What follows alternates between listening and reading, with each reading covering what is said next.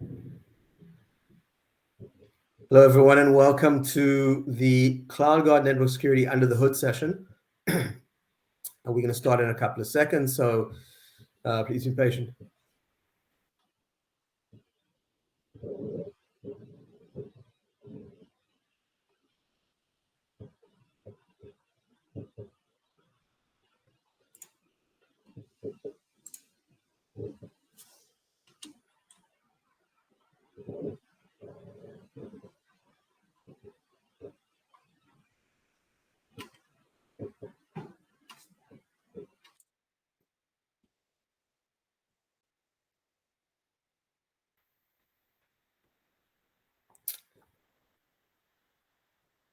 Sorry about that, everyone. I just had a coughing fit and I got confused and I clicked on end slides by mistake. So it's my great pleasure to introduce to you my colleague and friend, Jeff Engel, who's going to be speaking to us about cross AZ clusters. Jeff, why don't you take it away? And I'll be here to back up if you need me. Great. Thanks, Jonathan. Yeah, my name is Jeff Engel. Been with Check Point 9 years now in various roles. Today, we're going to walk you through the latest under the hood session on how to deploy cross AZ clusters in AWS. Hopefully this will be productive and informative for you. A couple of just things to mention up front. If you have any questions, feel free to ask at any point using the QA portion of the BrightTalk console. Part of this session will be a pre-recorded video, a good chunk of it actually, just for the sake of time, try to trim it down a little bit. But feel free to go ahead and ask questions during that session. We can answer live, off to the side, or we can even pause the video and answer live in person if we need to. All right, so let's continue. So, Jonathan, if you don't mind putting up the poll question quickly. You have that handy, or I can do it. I think. Yeah, it's up. Great, thank you. Basically, it's just some quick, simple questions just to get an understanding of who our audience is today. Pretty straightforward things here. And we're on BrightTalk. BrightTalk requires us to keep the poll open for a minute. That's fine. So it's asking us to wait for another 30 seconds or so. So basically, the first question is, are you an existing Check Point customer? Yes or no? Don't be shy. Please answer. We're not going to hold it against you in any way. It's just to help us to understand who's who and what's what.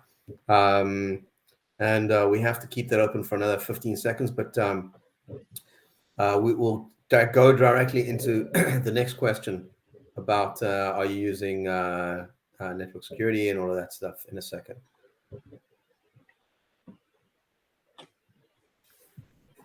So, Jeff, should we continue with the next one? Sure. So each question is 1 minute, or can they go through them at their own pace? Unfortunately, I think it's each question is 1 minute. So each question is 1 minute. Okay. Yeah. A little bit frustrating part of that. So we, So I don't know. Jeff, it's difficult for us to. We can post the rest of the question. Let's go ahead and let this one finish, and then we can post the other questions later on if need be. Okay. The first two are the most relevant for this session. That's a good suggestion. So basically, the second question is, if you are a Check Point customer, are you using CloudGuard Network Security, and if so, in what mode? So of course, there are different modes that you can use it in, and it's helpful for us to understand what you're doing at the moment. And because this is valuable for the rest of Jeff's presentation. So we've been asked to keep the polls open for another 5 seconds. We have at the moment 50-50 split between gateway load balancer users and active passive clusters. And now it's just jumped 2/3, 1/3. So I'm going to stop that poll. All right, thank you. So here's the quick agenda. The Check Point just overview advantage, overview and prerequisites of the cross AZ cluster, a couple of reference architectures. We're going to go through the step-by-step setup configuration and show you some traffic flows. Then after the video is done, we'll just jump into quickly to the current limitations. access and point you towards additional information and resources. Jonathan has so graciously also attached a bunch of links and documents to the Bright Talk session here as well, so you can download them directly from our session today if you so choose. Otherwise, we will provide you some additional places to go look, and then Q&A. And then, like we said before, Q&A is just so it's always in there as a kind of a placeholder, but please don't hesitate to ask questions as we go. So, Jonathan, can you just walk us through real quick the AWS partnership? You're better at it than I am in this particular. Thank you. So, listen, I don't want to spend too much time on the slide because this is not a marketing presentation. This is a deep dive. We have a strong relationship with AWS. We've been working together for a long time. We're advanced technology partners. We work very closely together, both with a business and technical product perspective. And by the way, you'll have access to these slides or to the presentation afterwards by using the same link. And also you can download these slides so you can have them afterwards or share them with a colleague. Again, Jeff, I don't want to spend too much time tooting Check Point's horn. I think it's the people on the call are interested in seeing the deep dive. Yep, excellent. So I'll go to the next slide and quickly bang through this. If you're not familiar with Check Point and CloudGuard network security, it really is just taking our existing tried and true main train code and putting it in the cloud. And what that allows us to do is you truly have a single pane of glass, no matter where your security is doing the inspection. So single pane of glass for security policy, single pane of glass for logs, for events, etc. All right, so real quick on the overview and prerequisites for cross-AZ clusters. So what's the big deal? So cross-AZ designs, in AWS's own terms, are best practice for maximum availability. However, AWS also limits subnets to a single AZ, as most of you probably already know this, so this is nothing new. So therefore, a traditional checkpoint cluster, HA cluster, in our the way we like to do it, cannot be used in multi-AZ deployments until now. And because of that, previous CloudGuard, previous cross-AZ cluster solutions that we had supported, we had some cross-AZ cluster solutions, but they couldn't support VPN and some other blades. So that's the biggest enhancement here with cross-AZ clusters. So what's new? Like I mentioned before, full active standby cluster combined with cross-AZ support. No more, if you're having to limit yourself to using the built-in VPN provided, you have some bandwidth caps. If you're using Check Point, there's no more bandwidth caps. A single solution for stateful inspection, north-south, east-west, and VPN traffic flows. And I'll qualify that the stateful inspection, and I'll mention this in the limitations later on, but technically egress is not stateful, so that's not entirely accurate bullet, but it's mostly accurate. And then all security features, and mainly what we're talking about is VPN, is now supported with this new solution.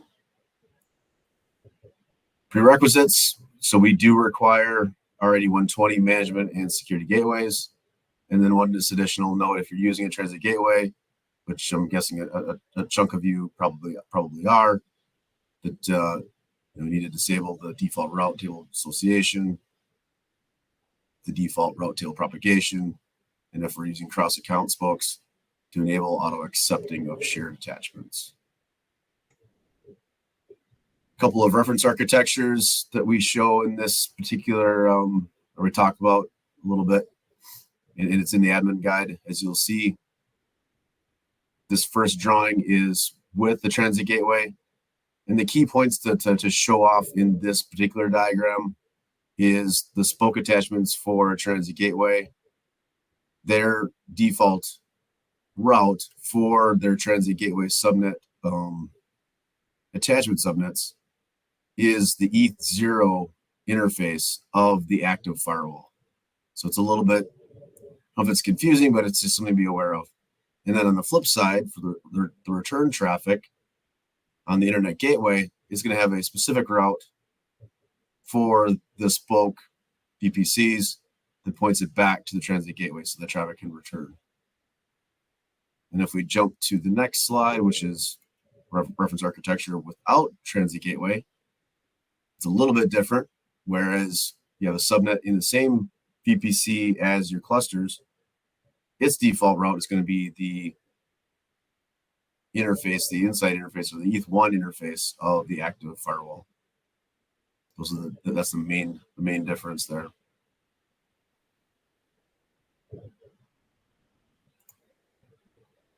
All right, cluster setup, configuration, traffic flows, which leads us into the actual demo. So, like I said, feel free to ask questions as this goes along. There is one chunk of it where my audio drops out because my AirPods apparently got flipped off for whatever reason. All right, so let's jump into the demo. So the first thing that we're going to do is look at Smart Console. For the sake of the demo, we're going to, cut through some of the things that take a little bit longer just for the sake of time. As you can see, I'm using SmartRun Cloud. If you're not familiar with SmartRun Cloud, it's part of our Infinity portal. As you can see, there's a number of products in here, including SmartRun Cloud. SmartRun Cloud is essentially our management as a service platform. And so I'm using that to do my security policy work and cluster creation. Also, for the sake of time, I've already connected and built up my lab environment. I am going to show you how I got to this point to an extent, but we'll be using my lab for the most part for the sake of the demo.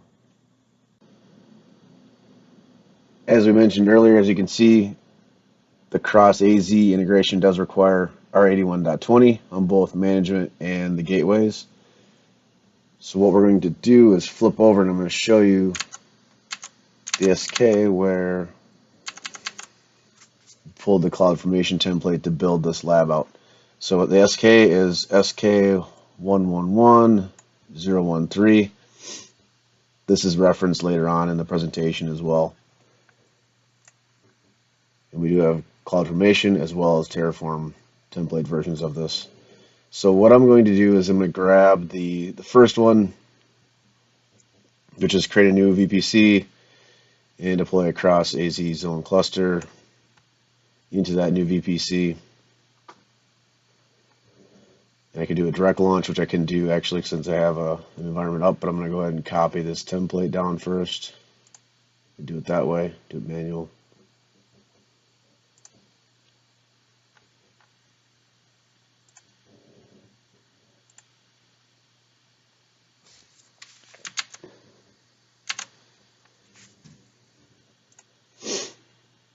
Go to CloudFormation. I'm actually going to change the region since this is where my lab is at. To Oregon, which should be empty.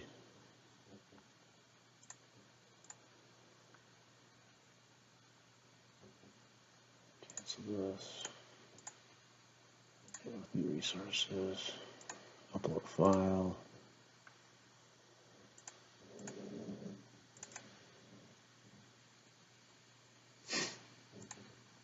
And for the most part, I'll take the defaults. Cross AZ CFT.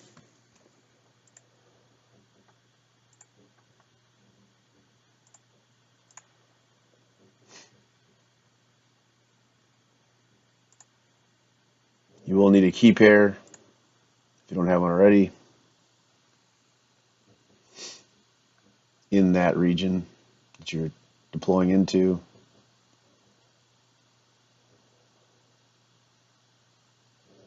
It already has the proper version in there. You can do pay-go versions if you so like, if you so choose. You can put the hash in there if you would like. It's also not required.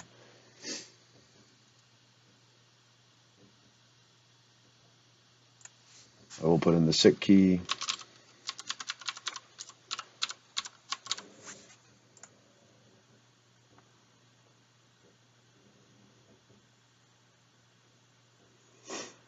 These are optional prefix tags you can add for both the resources in general that we're building. Let's go ahead and try it out. New cross AZ, and then the gateway host name.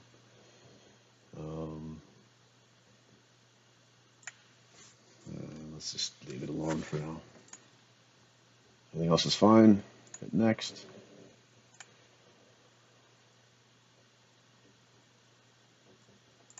Go ahead and save. A couple extra steps. And run the stack. All right, so now that the stack is complete, we can go back and take a look at the resources that it created for us. Go to the VPC.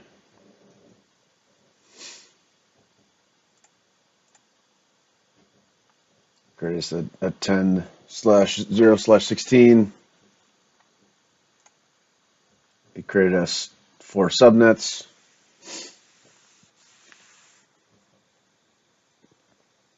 Two private and 2 public. Get that sorted. And you'll see how that works in a second. Also gave us some route tables. A public subnets route table and a private subnets route table.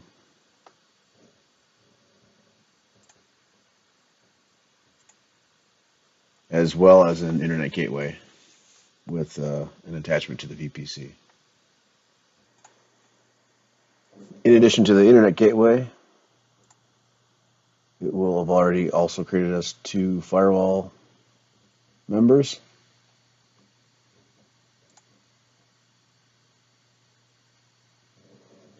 And if we jump back to the CloudFormation output, there'll be some important information there that we'll use later on as well. So we'll go to the CFT itself that we just ran and outputs.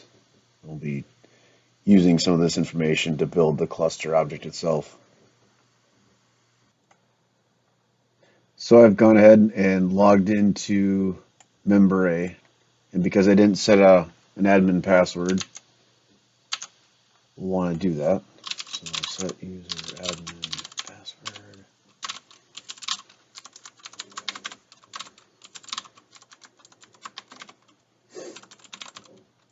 As well as the expert password.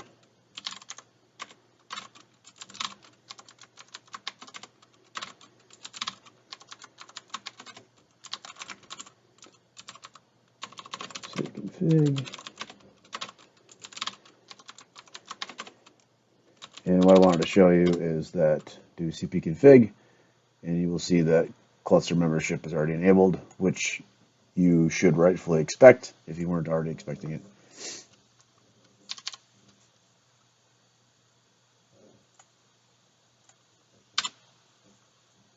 Now on to Smart Console to finish building the cluster itself.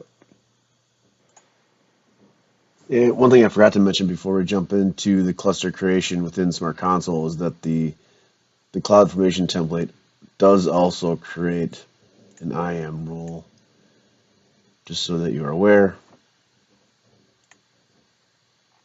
Take a look at that quick.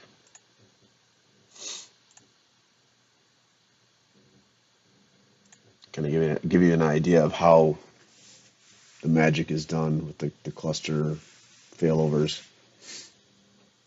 Here's what that looks like.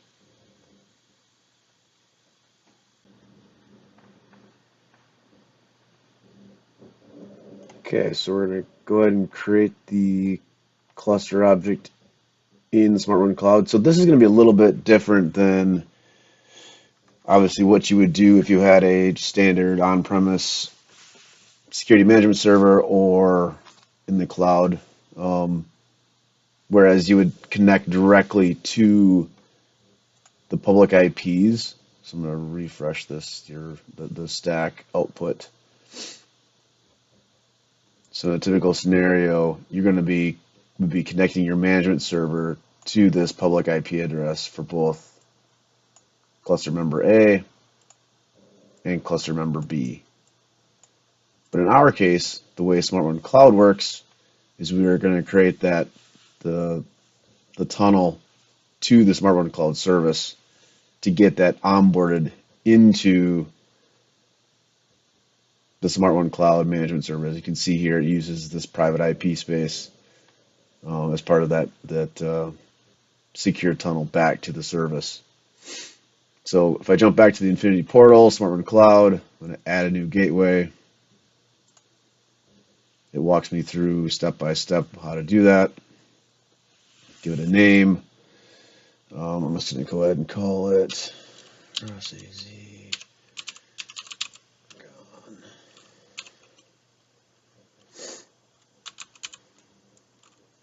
Cluster member A. I'm going to forget that. I'll have to copy that later. I'll do it right now if I can. See. Do it one more time for member B. And these names aren't going to match what I have elsewhere, but that's okay.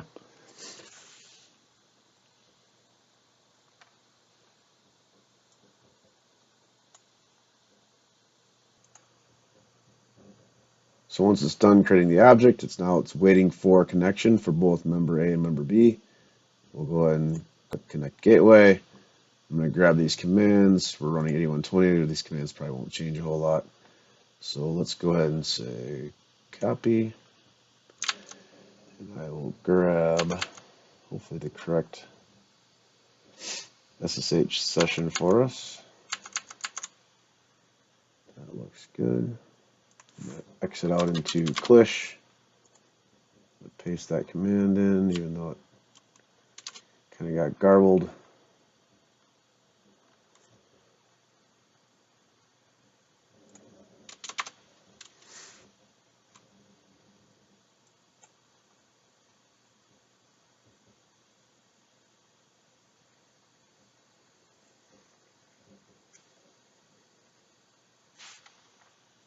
While that's doing its thing, we'll jump back to and do the same thing for B. Try to make that a little bit cleaner on this attempt. Actually, let's switch that to 20 just to make sure.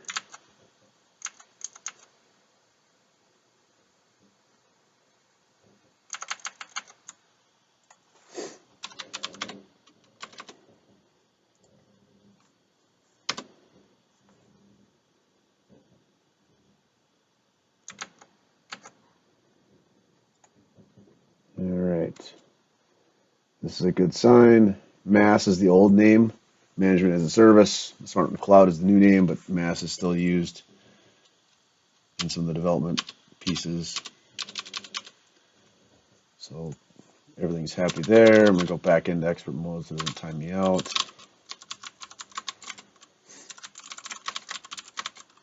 You should see the same on B. Yep, MAS tunnel's up. That's good.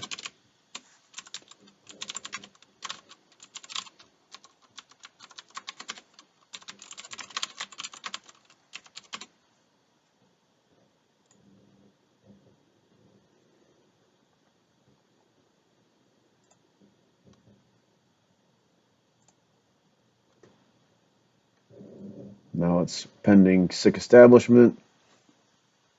If I jump back to Smart Console, we should see my two objects. There they are. I go ahead and jump in and establish SICK with these two. And that was configured within the CFT configuration, if you recall.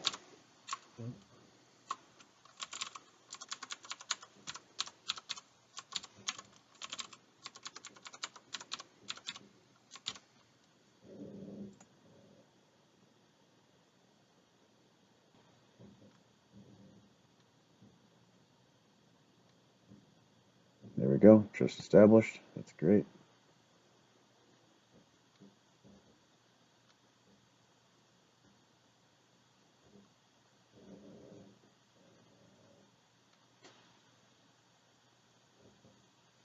We'll come back and do topology with the cluster configuration in a second.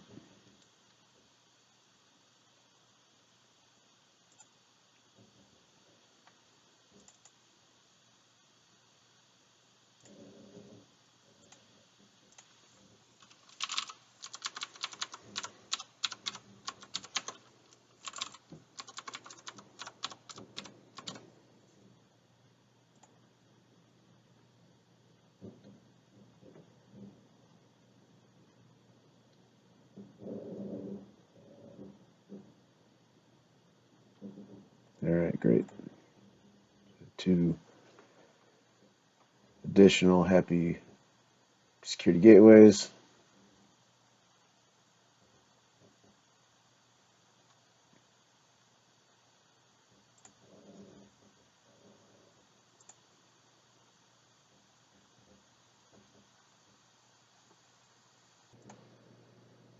Before we continue, I'm going to go ahead and publish.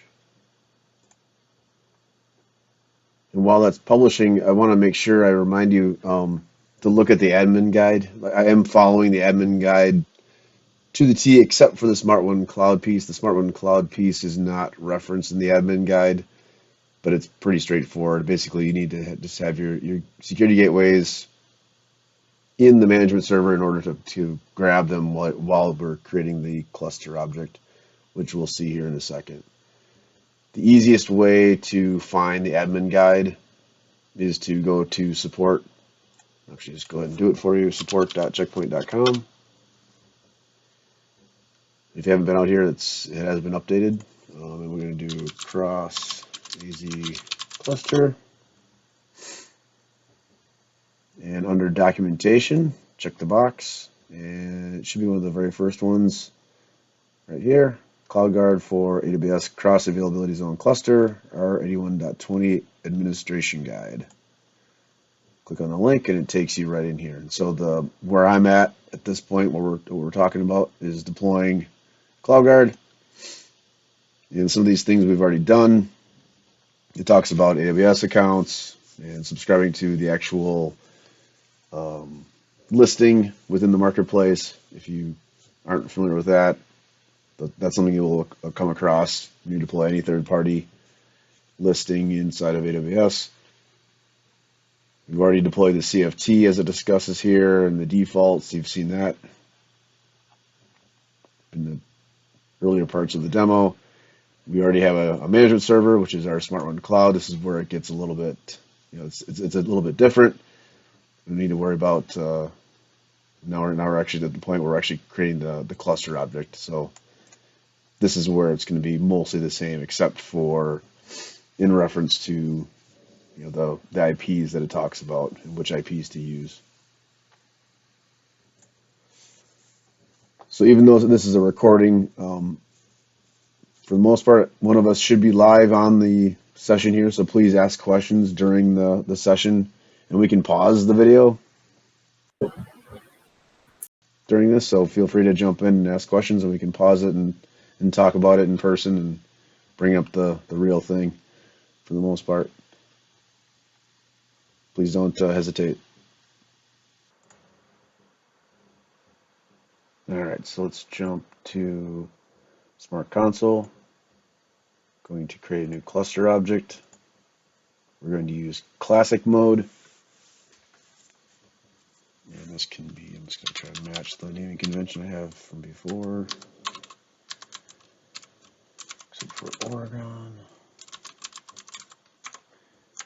And the public IP is going to be the front end IP. So if we go back to the CloudFormation stack, it actually gives us what that's going to be. This is going to be the floating IP out front.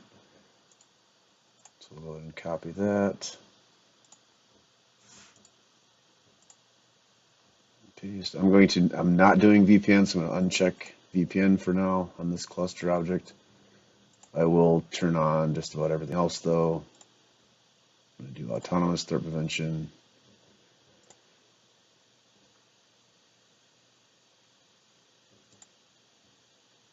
And we're going to add our cluster members.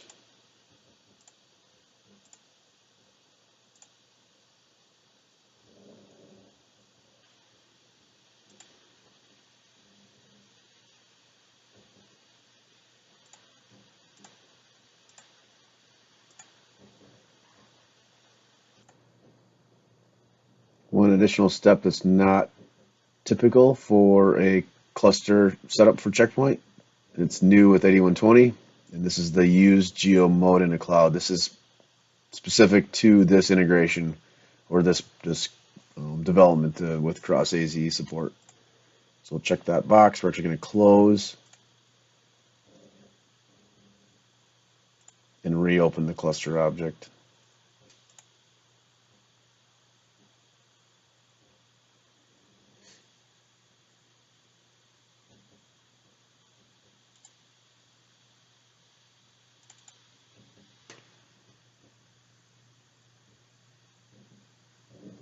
Alright, so now I'll go to topology, under network management.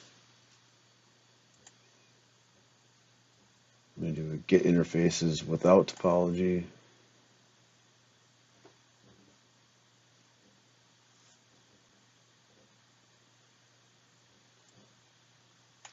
Okay.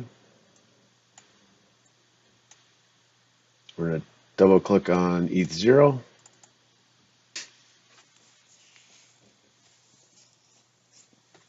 And his network type is going to be private, so that is accurate. We're also going to leave anti-spoofing disabled.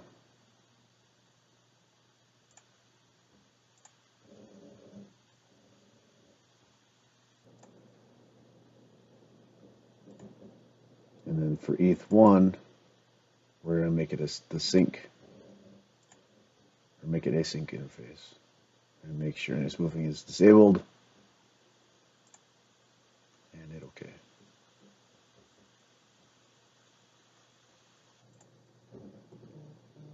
One of the remaining steps is to create an alias interface. So actions, new interface. We'll just call this private VIP.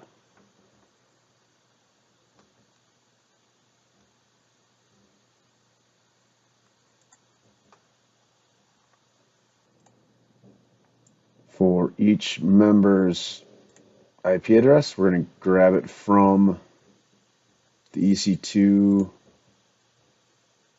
instance information. So we'll open up a new tab for the EC2s for those cluster members.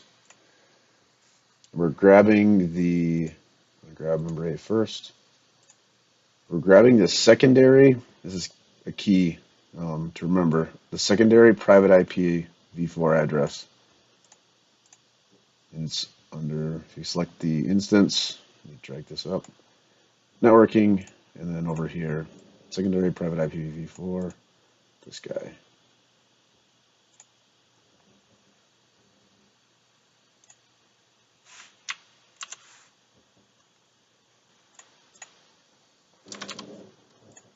We'll do the same thing for member B.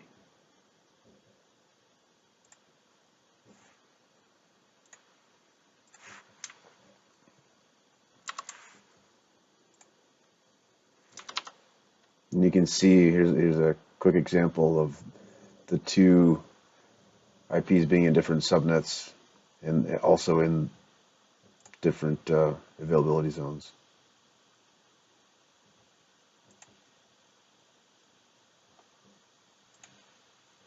Everything else looks good, private, anti-spoofing is disabled, and hit OK. At this point, we can close this. I'll double check that the software blades that I want enabled are still enabled. They are.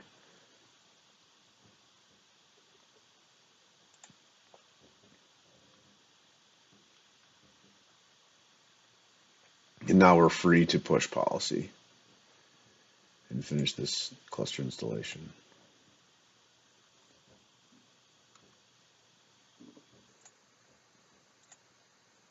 And it's going to be relatively harmless to push the same policy down that I'm using for my existing lab. It's pretty straightforward, just some RFC19 address spaces and my personal lab out to the world. And we'll make sure that the new cluster is part of this policy. It's an installation target. It is, all gateways.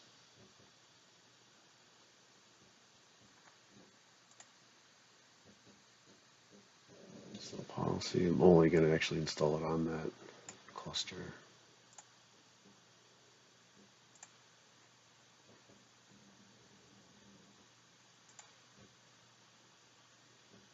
And you will get some warnings about any spoofing, but that's not a big deal.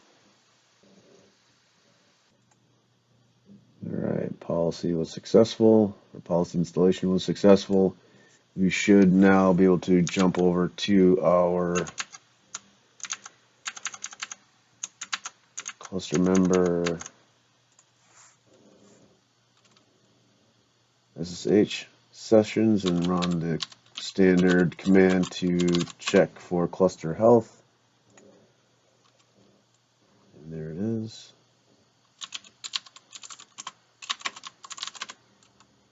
Perfect. All right, excellent.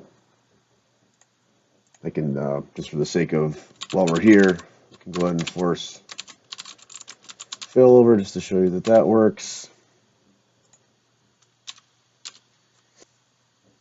Went to down. We'll go ahead and bring this one back up.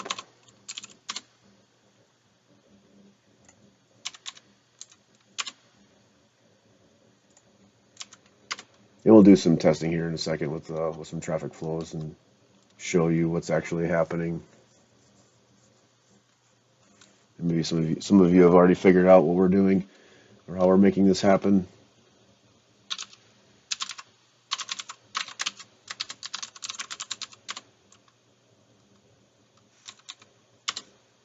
And now he's down.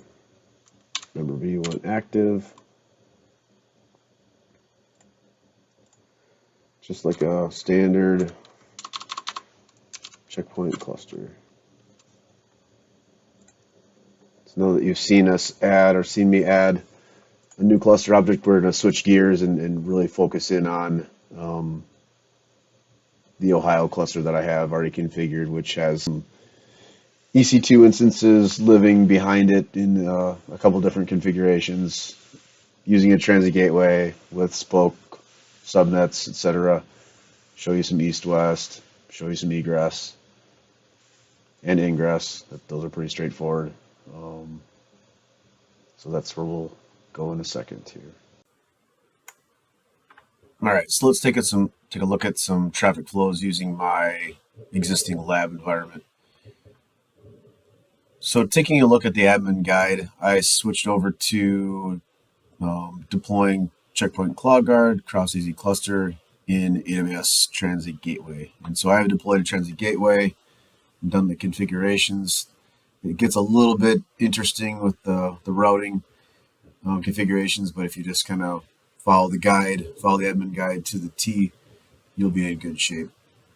The key, the couple of things real quick that you need to really be paying attention to when you're doing this is right away you're in step 2. So step 1 kind of walks you through using the CFT to deploy it automatically. Step 2 is actually getting into the configuration inside AWS. So when you create that transit gateway, make sure that you're disabling the default route table association, that you're also disabling the default route table propagation, and you're enabling auto accept shared attachments. If you don't do it, you pretty much have to start over, blow away your transit gateway and bring it back. All right. So after that's been configured and set, we're going to attach, you will have to attach your spoke VPCs to the transit gateway. Some of these things I'm kind of going to gloss over. We'll have to make some assumptions. I will plan on doing a deep dive of this entire thing, going step by step through all of the gory details. But for the sake of time, we're going to skip over some of this, and I'll kind of walk through in my lab what that looks like on my side. So in my environment, I have 2 additional VPCs tied into this environment, tied into this architecture via transit gateway. And I have dedicated those VPCs to a singular subnet. So there's a VPC called Spoke A and Spoke B. And as you will see, the CIDR is 101.0/24 and 102/24. And my subnets that are inside those VPCs fully consume that CIDR. So they're really just a one-to-one alignment. Switch that around a little bit. Spoke A, Spoke B. So 101.24 in 102.24. If you look at the route tables associated with those guys, the default route is to the transit gateway, which is what you would expect. And then if we look at the transit gateway configuration itself, we do some associations.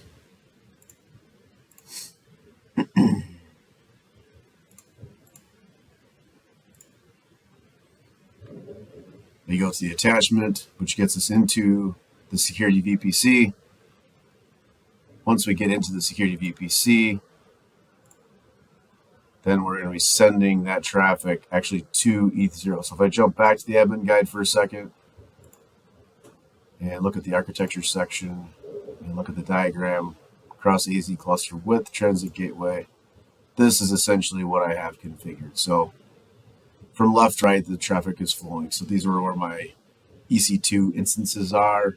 So Spoke A attachment, my Spoke A VPC with my own. I don't have that exact same CIDR, but you get the idea.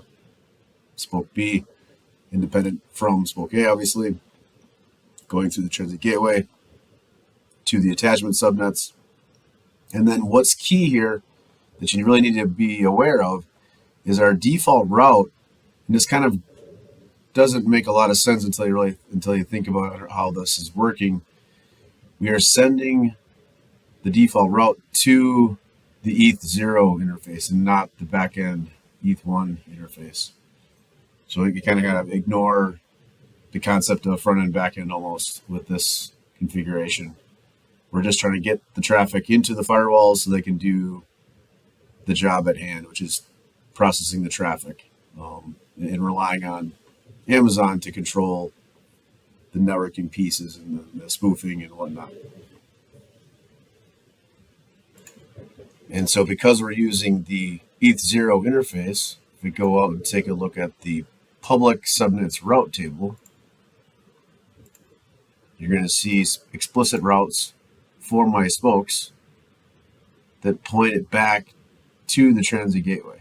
So after the traffic is processed, it gets sent back. If they're destined for each other, it gets sent back to the transit gateway with the obvious default route of the internet gateway. So let's kind of show you what that looks like in real life. So the first thing I'm going to do is connect into some of my EC2s. I've actually got one in each location. So this is in the 102 spoke. We start that session. That works. I'm going to do quick tests. Show you that it's happy.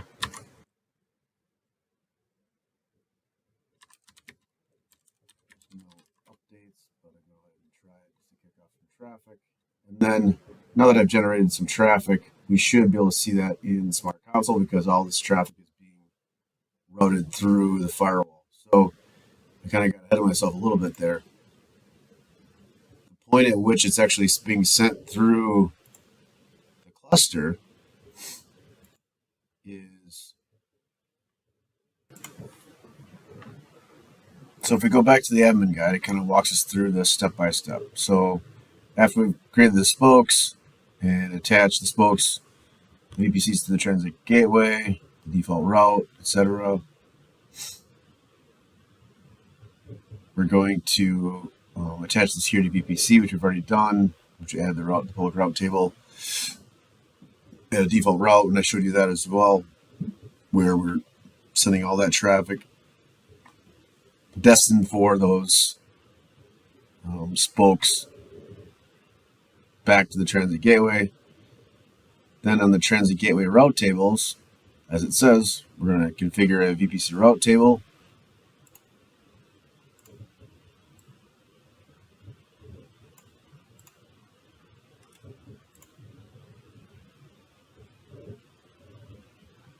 So associated to the security VPC attachment,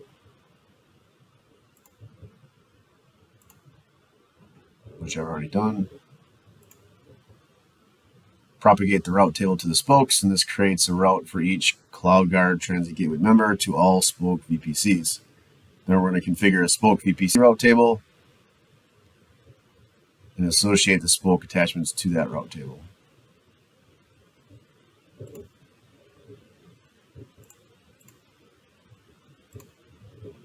There's my attachments and the routes. So that's what ends up getting it to the correct spot and gets it into where it's got to go.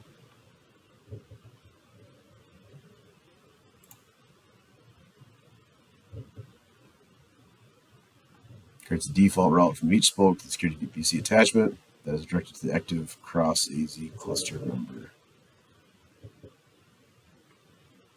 So once that's all configured, one thing to keep note of is everything that we need to send through the firewall needs to be configured in with NAT to hide behind the gateway and not a particular address. It's only going to be a single IP. So if we go back and look at my configuration for my lab, we'll take a look at my spoke networks. Here's spoke A and spoke B. So if I open up the properties on that, you will see how I have that configured. Hide NAT and deploy directly to that Ohio cluster. I'm hiding behind the gateway. So no matter which firewall is active, it's going to be hidden behind the proper address.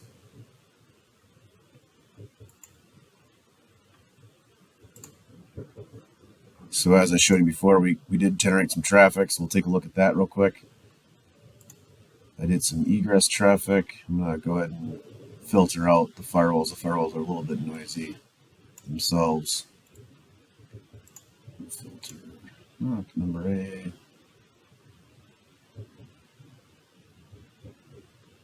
And not number B.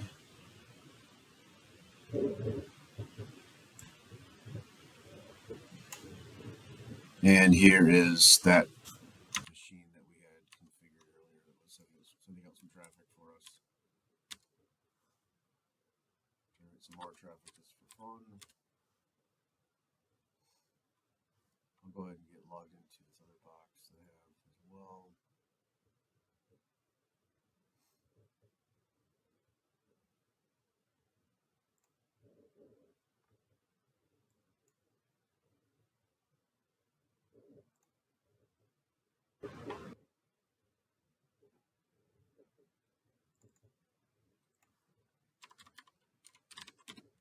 Get into these guys, but it's still simulating ingress traffic.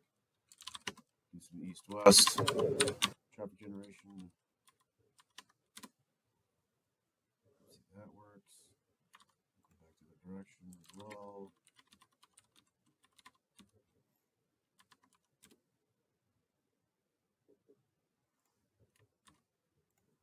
Generate some traffic from this guy.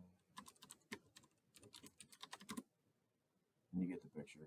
So basically, once your routing is configured correctly, if you follow the admin guide, you're going to be good. All right, so let's take a look at the logs. The logs are a little bit misleading because it's based on GMT. So if you're comparing my system time with the actual time, it can look a little bit off. I always have to remind myself too. So I'm going to clear out some of this noise because we've got some other firewalls producing traffic, as well as the firewalls themselves. Get that out of there.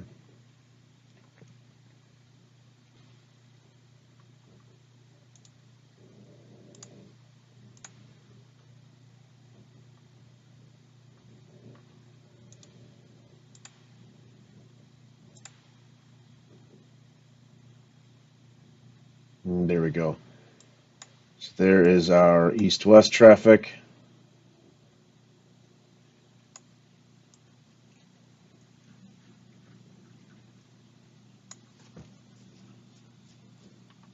Going from 102 to 101. Before that, 101 to 102. And then on the egress side, same thing, same story. Go ahead and try to grab those IPs directly, save us some time here.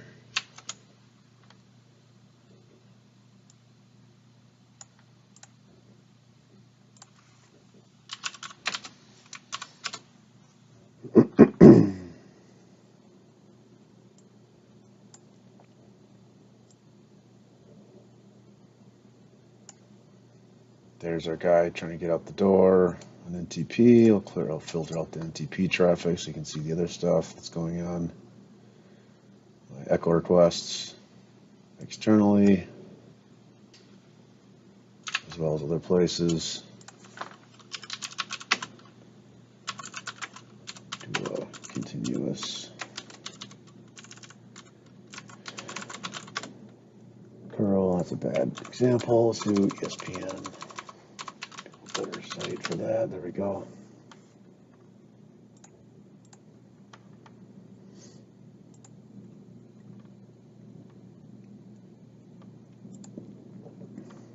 You should also be able to see my SSH traffic inbound.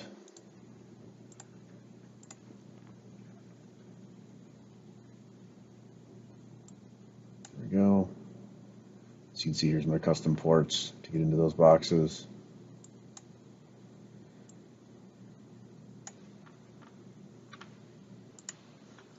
So let's try to get a little fancier and actually do a failover test to get back into my firewalls.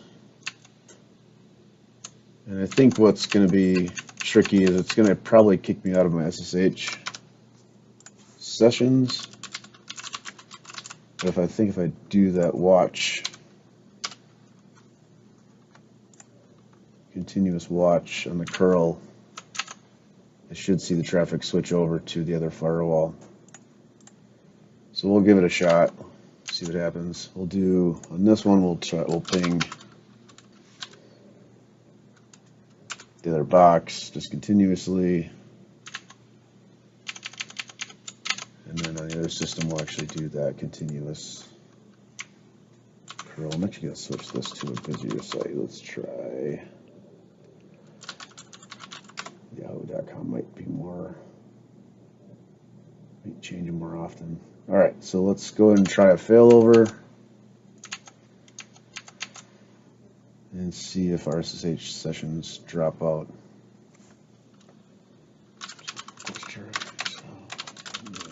Down.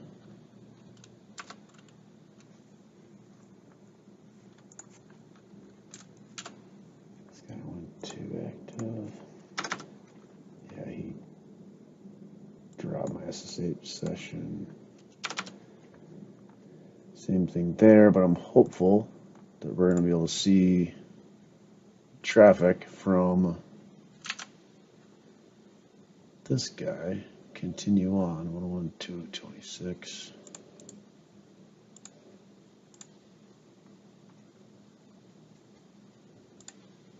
And flip over to member B.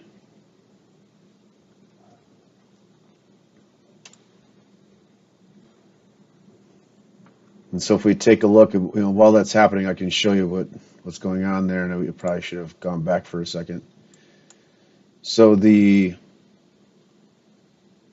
transit gateway attachment subnets. So we have dedicated subnets for the spokes as they get into the security VPC.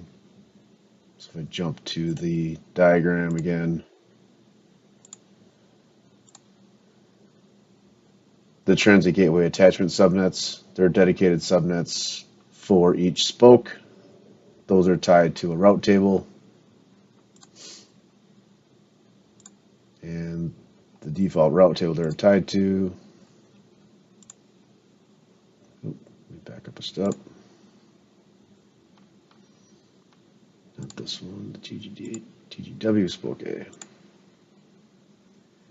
You will see that its destination for quad zeros is an interface. And this interface is going to be the floating IP or the front end interface on of the active firewall. So if I jump to my instances and go to member B, which is now the active, you will see that the first interface matches with that route table. 9961, 9961. So if we reverse the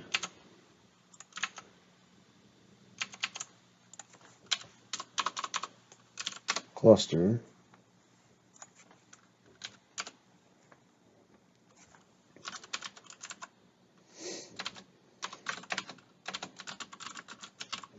we're going to see it flip from 9961 to CF05. So let's watch that happen. This will not refresh on its own. We'll have to do a manual refresh, so we'll have to jump back in there and take a look at that to see how it switches. But it's very fast.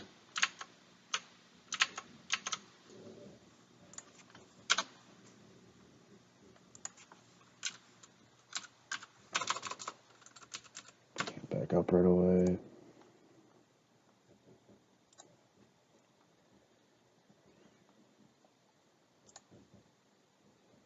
And he's already switched. So had I done that, had I refreshed it right away, it probably would have been flipped over by default.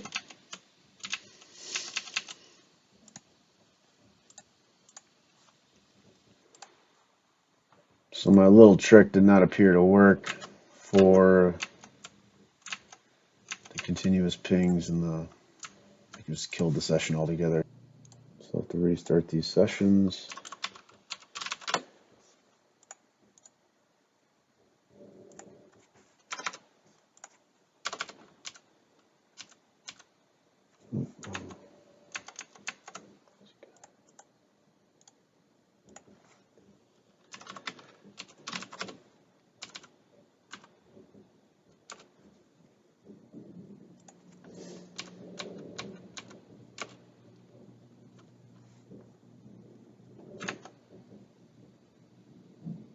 I'm going to do one more failover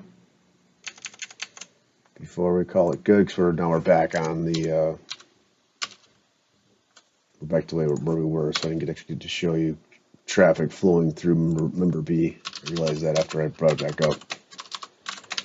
So do that quick. Oops.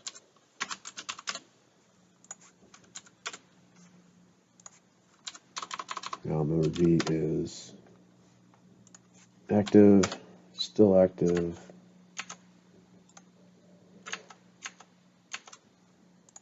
Killing sessions, which is fine.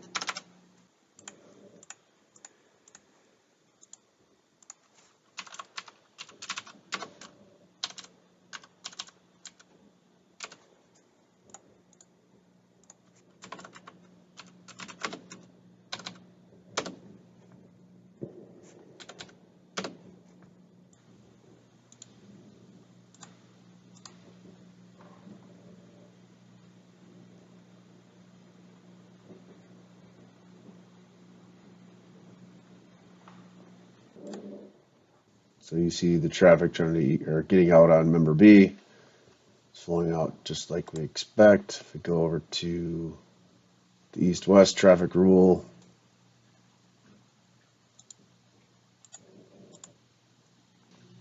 should see the same thing. Traffic from member B, doing east-west inspection after failover. So that's the gist. Hope this was helpful. Like I said, we're going to be doing a deep dive at some point where we'll actually go through all of the gory details in depth. But in the meantime, this is hopefully get you started.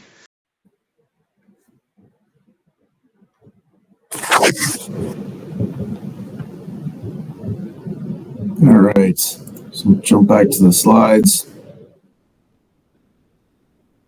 Can you hear me okay, Jonathan?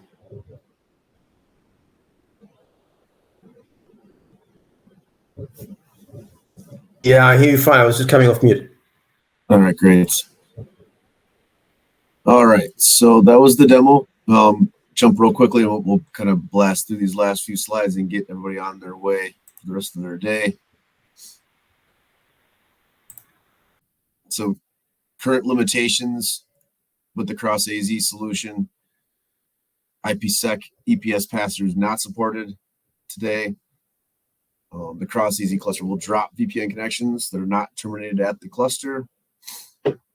As we mentioned before and mentioned a few times, for failovers, all of it stateful failover except for egress traffic.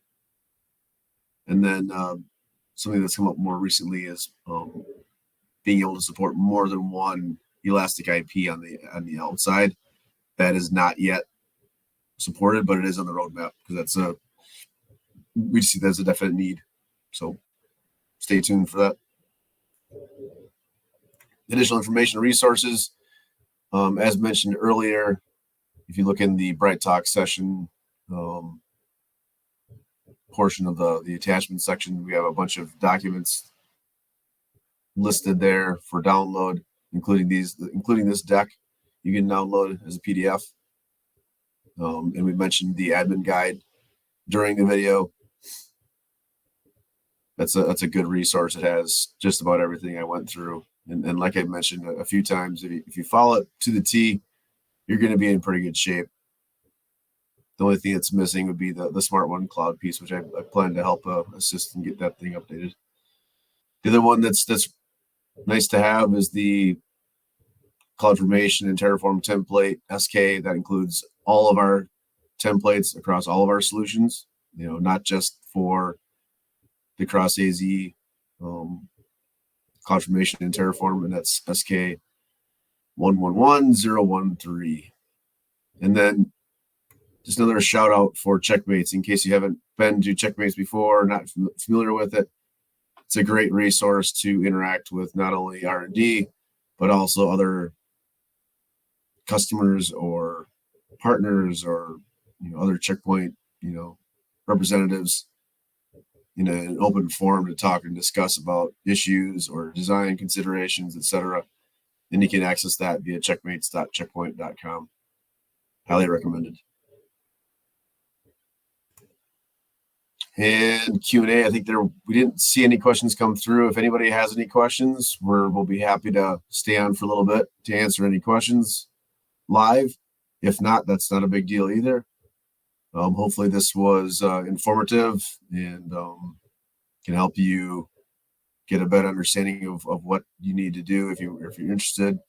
And this is also my next slide too, is if you have any interest in doing a POC or a demo or a deep demo, a deeper dive or a POC in your own environments, please reach out to your local Checkpoint teams or partners to assist with that process. They'll be more than happy to help. And then just in general, and I did mention too at one point, I do plan on doing a more of a deep dive, where there's no really time constraints. We'll pretty much run it as long as it takes to do it and actually walk through step by step each piece of the routing configuration, because that's the part that gets a little bit more detailed and nuanced, just so everybody's on the same page and makes sense, and it can make sense of it. If you're not comfortable in the AWS console, we will plan on doing that in the near future. And then outside of that, please let us know via whatever means you find the easiest. What other content you'd like to see and hear about in these under the hood sessions. So they're kind of in between just a quick short product overview or review, and not quite a full blown deep dive, but it's kind of a nice in between, just to kind of give you a taste of the technology and see what's going on. Jonathan, did you have anything else to add? But from my side, Jeff, thank you for the great job. It's not a trivial thing to do, and appreciate all the details and the insights. Again, thank you for sticking around and watching. Anyone who's going to be watching on demand, please feel free to reach out to us any way that you can to ask us for any questions. As Jeff mentioned, again, you can download the slides in the attachments below. You can access all the SKs, which is the documentation. Thank you for joining us. Appreciate it. Yep. Thank you. Thanks, Thanks, Jonathan. Jeff.